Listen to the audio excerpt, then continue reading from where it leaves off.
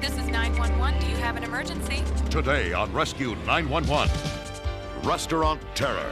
An armed robbery leaves fast food employees fighting for their lives. He's running at you and he has a gun in his hand. Be there when one man makes a heroic escape to save his co-workers. Then, a fire and ambulance dispatcher takes a call. I think my heart probably dropped into my stomach. That turns out to be her worst nightmare. It's at my house. On Rescue 911.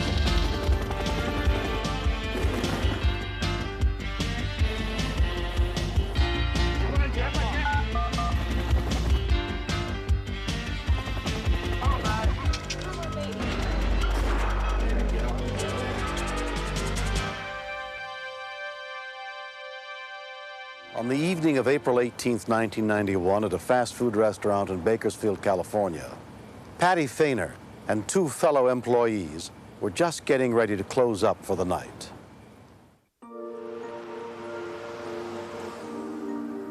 It was about 10 o'clock at night, and I was doing the dishes. Sandy was cleaning the grill, and Dave was going to sweep in the dining room.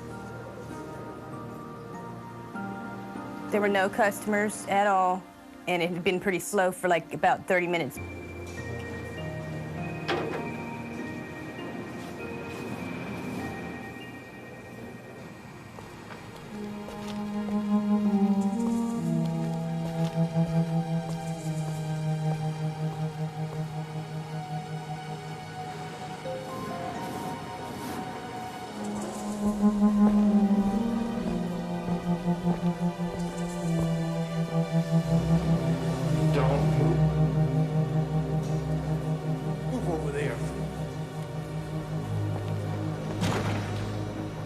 At 9:55 p.m., a call came in to Bakersfield Police Dispatcher Andrea Gavin.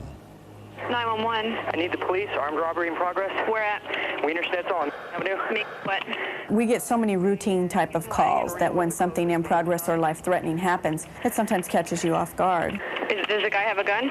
Yeah, I was out front sweeping. He didn't see me. He just took somebody to the back with a gun to their head. Okay, hold on. I want you to calm down and think of a description while I get this call going. I was in fear for the employee that he said the suspect had a gun to her head. But at that particular moment, my main concern was him and getting the officers out there. When we continue. He's running at you and he has a gun in his hand? Sir, he just get off the phone. Okay. When the phone went dead, I thought he'd been shot.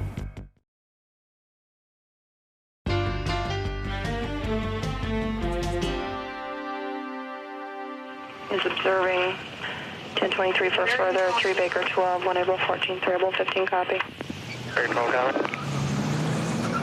Wearing a baseball cap, what color shirt? I just caught a glimpse of him. I believe it was a sweatshirt. I'm not real sure. What color? Gray, I believe. He was holding an employee with a gun? Yes, he had the gun to the back of her head and he took her into the back room immediately. I don't think he saw me. And he started walking us back towards the safe. When we got about to the drive-through window, he told Sandy that she had 2 tries to open the safe. I think he might have come in through our drive-through window because the back door is locked. There is a male watching me from the parking lot. Okay, where are you calling me from? From a payphone in the parking lot. This is the second time we've been hit, and last time he had an accomplice waiting in the same position. He's watching me right now. He's coming up to me with a mask on his face.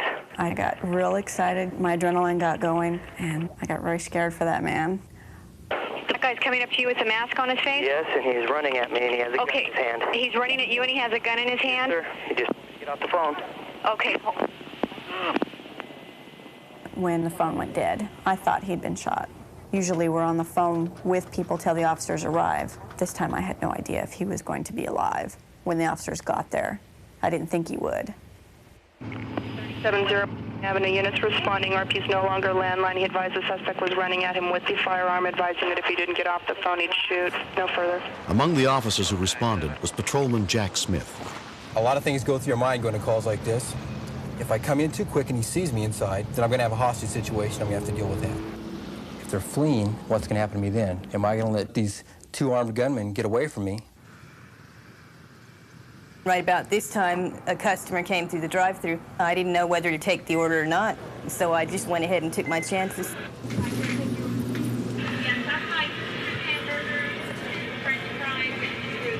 Sandy couldn't open the safe. I'm too nervous. I've got the combination. I'll give it to you. I can't get it open. He told her, you have one more try. After 3 or 4 tries, she finally opened it.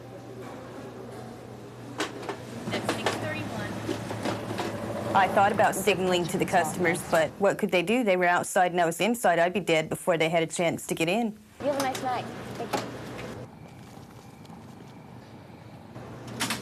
Let's go, man.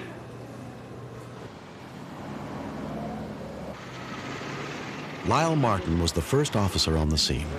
Just as I reach the back of the business, 2 subjects come running out. Suspect ran northbound on the east side of Albertson.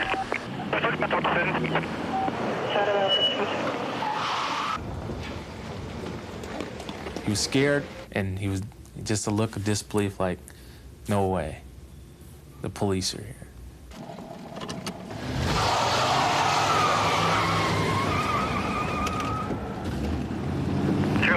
Across the street. There's somebody right at the back of the business I can't see from here.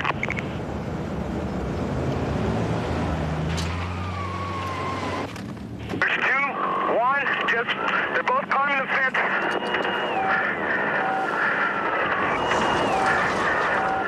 It's 1023. They're going to be eastbound over the fence behind Longs. Down over the fence behind Longs. One subject had a Raiders jacket on with a white collar. They both went over that wall right where you are, Jack. Almost simultaneously, the Kern County Sheriff's helicopter arrived. Unit has a visual on the suspect there. Want to give me a flashlight.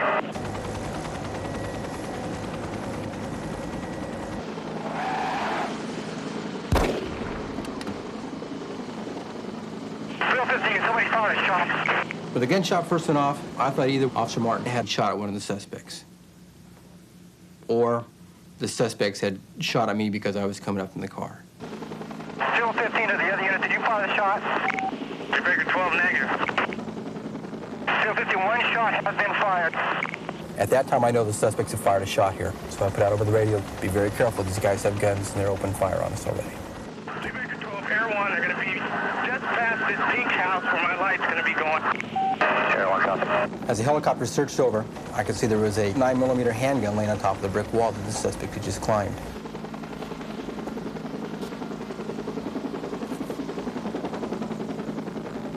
I could also see there was an expended casing on the ground, so I knew that they just capped off the round. Air 1 had a visual on this area. They couldn't have gone out of the area. They're within 3 or 4 yards right in there.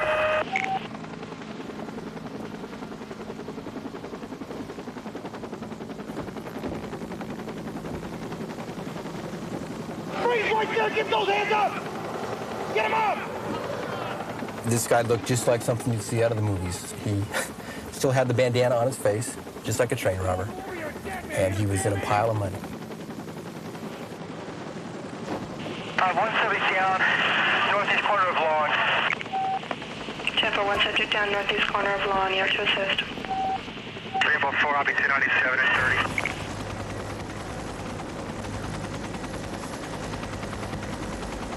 Zero 15. This subject advised he's been shot. Dispatch ambulance code 3. I told him that next time you run from the police, take your finger off the trigger when you climb those brick walls, then you won't shoot yourself. And he groaned or something, but he wasn't very happy. Bakersfield police units searched the area for the second suspect, including Officer Renee Chow. 14 with a subject in Madrid and Limerick. Fitting description. I saw he was wearing a black sports type jacket, fitting description. Put your hands up! At that point, I ordered him to place his hands up and took him into custody. King 5, Barbara 2. King 5. Do you have the second subject in custody? Got one in custody here. Copy. Stand by with him. We'll bring a witness past. 3 of them were brought to his location where they viewed him and identified him as one of the suspects. The 2 suspects were subsequently convicted of robbery and sentenced to prison.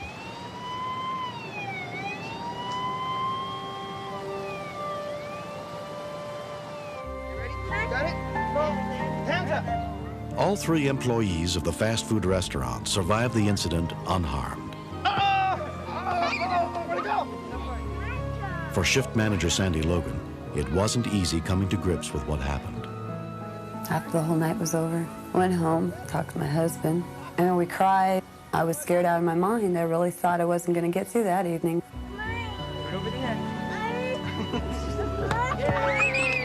I think the police officers did a fantastic job.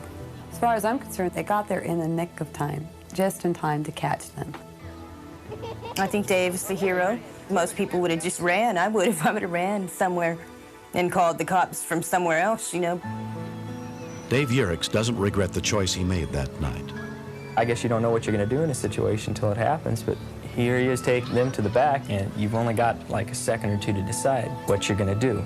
So I just instantly made a choice. Go to the phone, call the police, get this thing stopped before anything happened.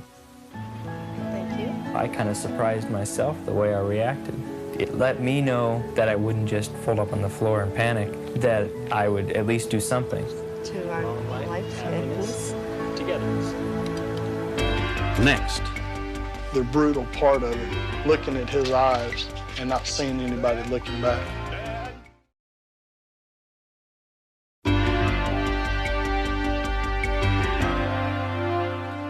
Millie Craig has been a fire and ambulance dispatcher for 9 years in the small town of Kingwood, Texas. In that time, she's handled almost every kind of emergency call imaginable. On July 1st, 1989, for the first time, Millie handled a dispatcher's worst nightmare. I was working the morning shift, the Saturday of the 4th of July weekend, and like most Saturdays, the first half of the shift was extremely slow. At her home a mile away, Millie's son David was visiting from out of town with his fiancée, Cynthia Damo. I get up and I go outside, and Dad normally cuts the front yard first, but he'd cut the back. You know, so he came over and sat down, so we were sitting in lawn chairs, and then Cynthia came outside. So we're just talking about whatever, my new job, or Cynthia might get married or something. I mean, there was so much happening, we couldn't help but be excited about it. I wasn't really looking at him, I was kind of in thought.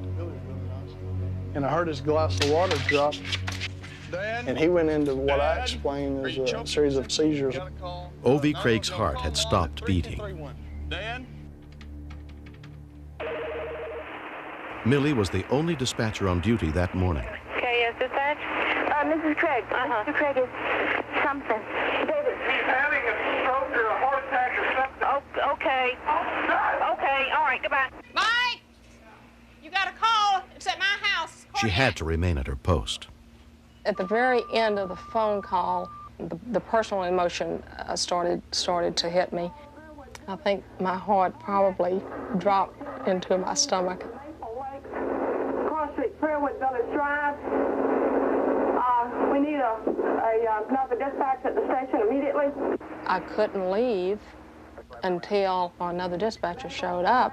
We have 36,000 people out here. Somebody else could have had a problem. Kathy Splendido and her husband had just finished breakfast when Millie's call of a possible cardiac arrest came over their pagers. There was an intensity in her voice that I had never heard before in 9 years. And I thought, it's somebody we know. My heart was going a mile a minute because it takes a really gutsy person to stand ground when she knows that her husband is home, maybe dying. It's time, and you know it's time, and you lean over, and you're fixing to do CPR on a human being, and he felt cold, and he had all the signs. You know, the eyes were way back in his head, turning purple, and his muscles were still contracted. I mean, but they don't tell you about all that. They don't tell you that it's going to be rough on you.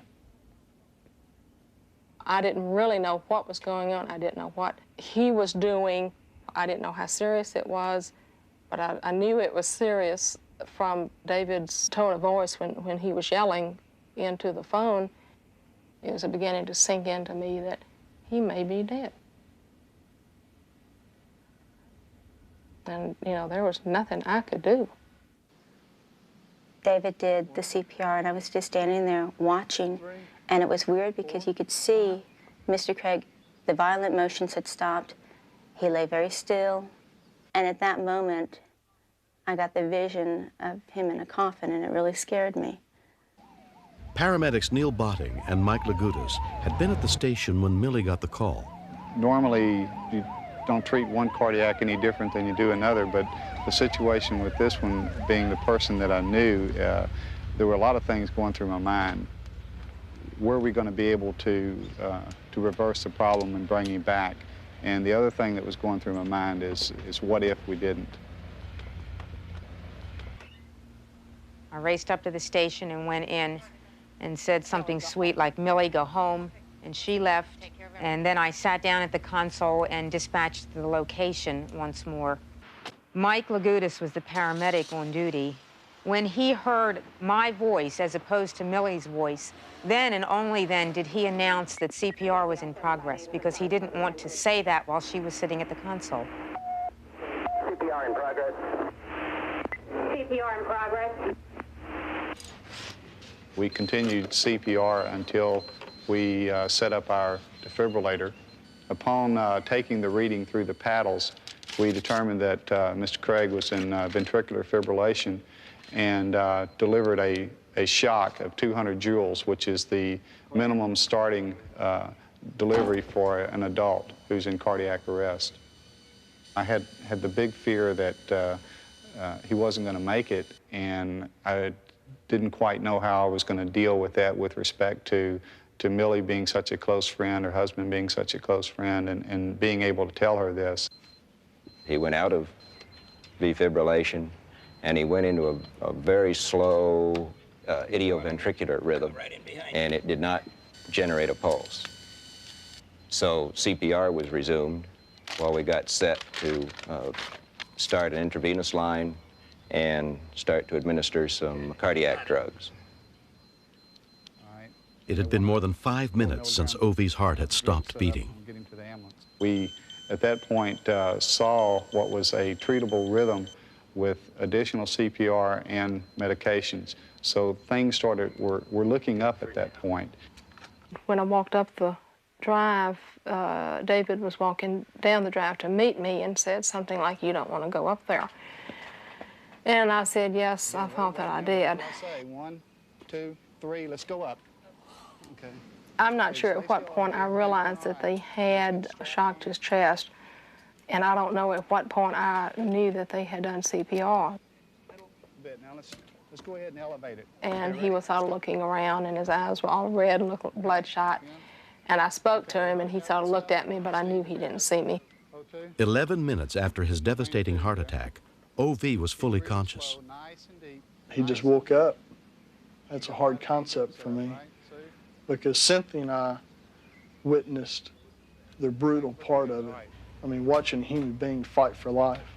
And his heart stopped. He went to the hospital. They did the heart catheterization. He's laying in the hospital. That's nothing.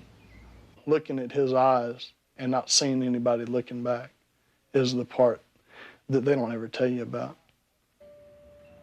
And that night, you know, they said, well, y'all can go home. And I said, well, I can't. So I spent the night. Here I'd saved his life. I knew it. The doctors had told me. But I knew it.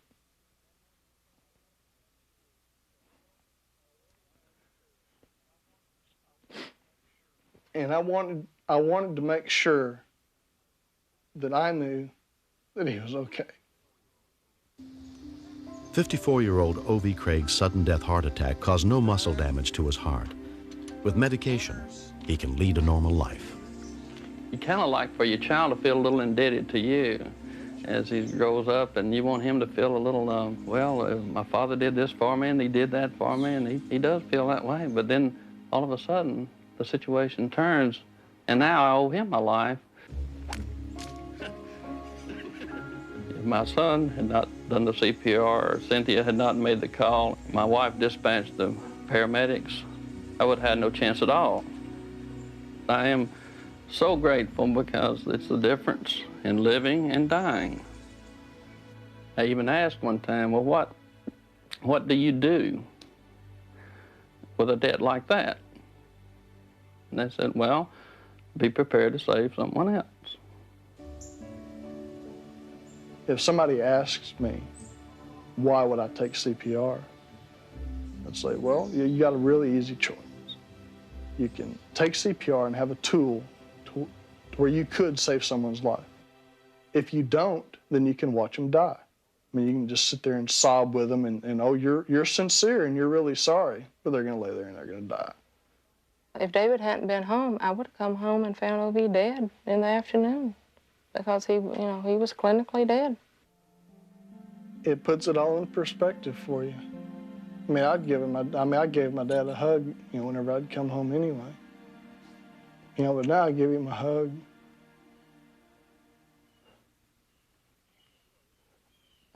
And I can't. If you are interested in learning CPR, contact the nearest chapter of the American Red Cross.